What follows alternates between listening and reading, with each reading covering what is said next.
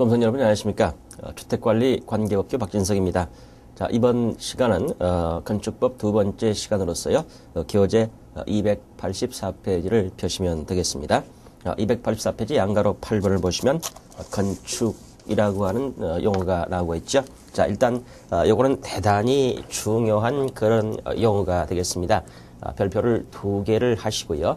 잘 기억해 두셔야 됩니다. 자, 지금 건축법인데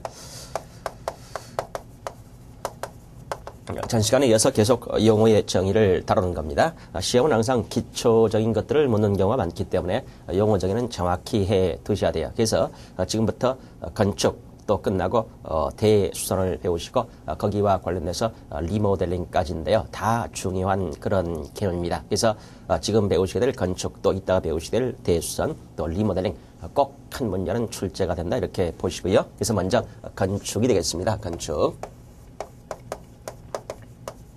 일단 건축이라고 하는 행위는 말이죠.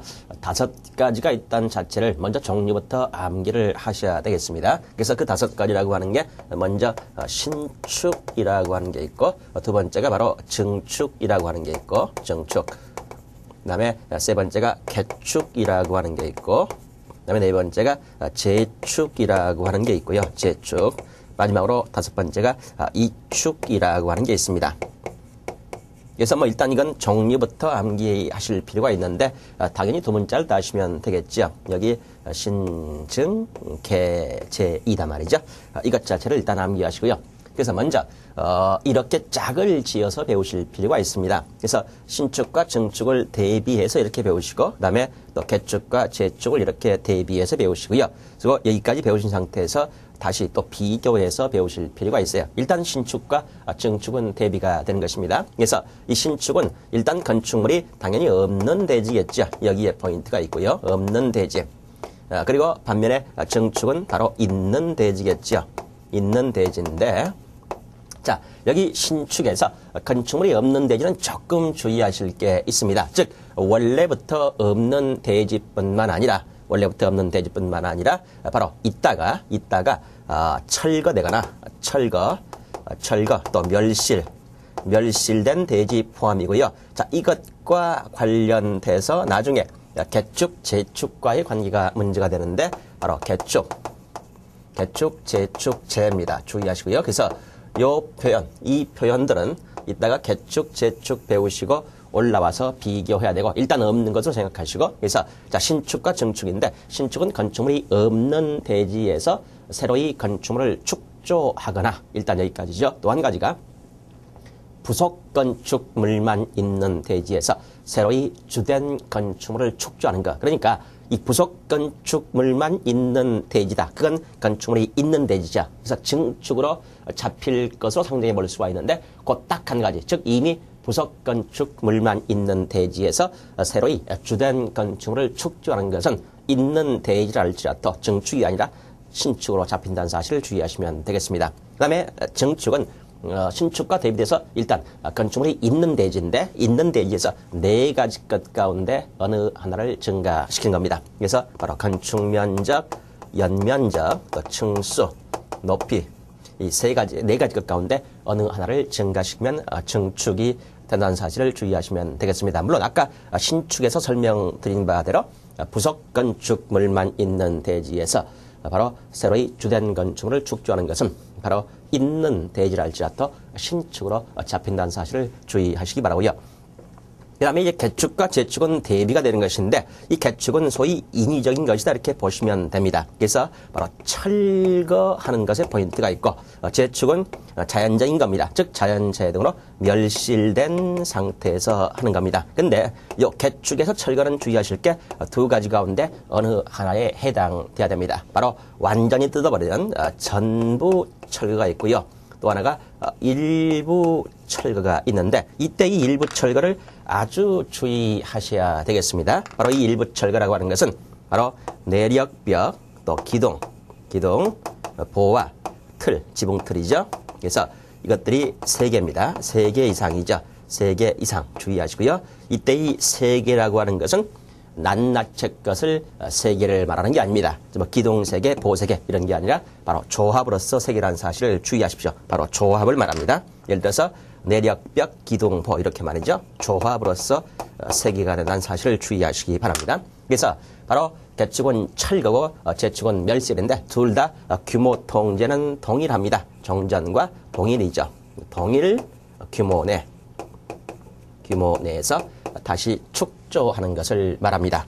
자, 그래서 개축과 제축까지를 여러분들이 배우셨는데 여기서 바로 앞에 배웠던 신축과 정축과의 관계가 필요합니다. 여기를 보시면 일단 이 전부 철거했거나 멸실됐으면 없는 대지로 갔죠. 그래서 이 전부 철거 개축에서 제축에서 멸실이 신축과의 관계가 문제가 되어 왜? 신축에서 없는 대지는 바로 철거 멸실된 대지 펌이었으니까. 그런데 신축에 요 표현이 있죠. 그래서 이것까지 합해봐야 되는데 전부 철거했거나 멸실된 상태에서 정전과 동일 규모 내면은 개축 제축이고 그걸 초과하면은 신축으로 잡힌다는 사실을 여러분들이 주의하시면 되겠고요. 또 한 가지가 여기 일부 철거인데 요거는 바로 있는 대지죠.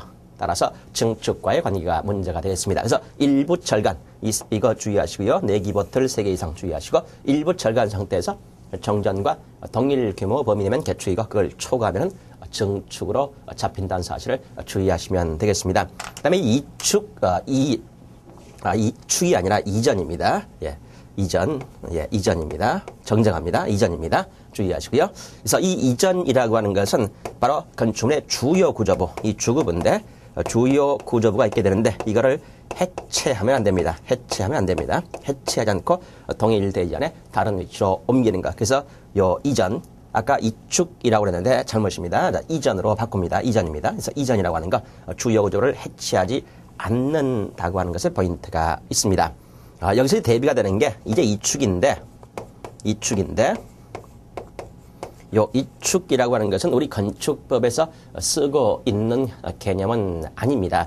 요 이축이라고 하는 것은 뭐 개발 제한 구역의 지정 및 관리에 관한 특별조치법 등에서 쓰고 있는 그런 용어인데 요거는 다른 대지다 이렇게 보시면 됩니다. 다른 대지. 아까 요거는 동일 대지였죠. 이건 동일 대지였죠. 그래서 요 이축은 참고하실 개념인데 바로 그래서 이 건축의 5가지 개념 신증 계좌이 특히 요 규모와 관련돼서 수치를 집어넣고 출제할 가능성이 많으니까 잘 정리를 해 두시기 바랍니다. 그래서 별표 2개 하시고 잘 기억해 두시고요. 자, 그래서 건축의 개념 285페이지까지 쭉 봤고요. 자, 그 다음에 287페이지로 가시겠습니다. 양가로 끝번에 대수선이 나오고 있죠. 일단 그거는 별표를 하나 해 두실 사항이 되겠습니다. 이것도 자주 출제가 되는데 바로 이 대수선이죠. 이 대수선이라고 하는 것은 일단 2가지의 포인트가 있게 되겠습니다. 즉 건축물의 이 구조와 관련된 사항이 있고요. 또는 외부 형태가 되겠습니다. 외부 형태인데 그래서 이런 것들을 어떻게 하느냐면 말이죠. 이렇게 하는 것입니다. 수선, 또 변경, 그리고 증설이죠. 증설. 자, 증설 옆에다가 하나 적어두시면 시행령에 해체가 있기 때문에 해체를 가로 열고 하나 더 적어두시면 이해에 도움이 되겠습니다. 자, 그래서 바로 포인트는 2가지입니다. 구조 관련 대수선이 있고 외부 형태 관련인데 자, 교재를 보시면 바로 대수선이라면 건축물의 자, 기둥, 보, 내력벽, 주, 계단 등의 구조죠. 구조 또는 외부 형태죠. 그래서 바로 수선 변경 또는 증설 바로 다음에 해체를 더 적어 넣어 주시면 됩니다. 그래서 바로 건축과의 선을 끊기 위해서 증축, 개축, 재축에 해당되지 않는 것. 자, 입법자는 특별한 경우가 아니란 용어는 절대 중복시키지 않습니다. 그래서 이 대수선은 바로 건축과 선을 그어주는 별도의 바로 행위에 속한다는 사실을 주의하시고 자, 그래서 요 구조 관련 사항이 7가지가 있고 외부 형태 관련 사항은 딱 1가지뿐입니다.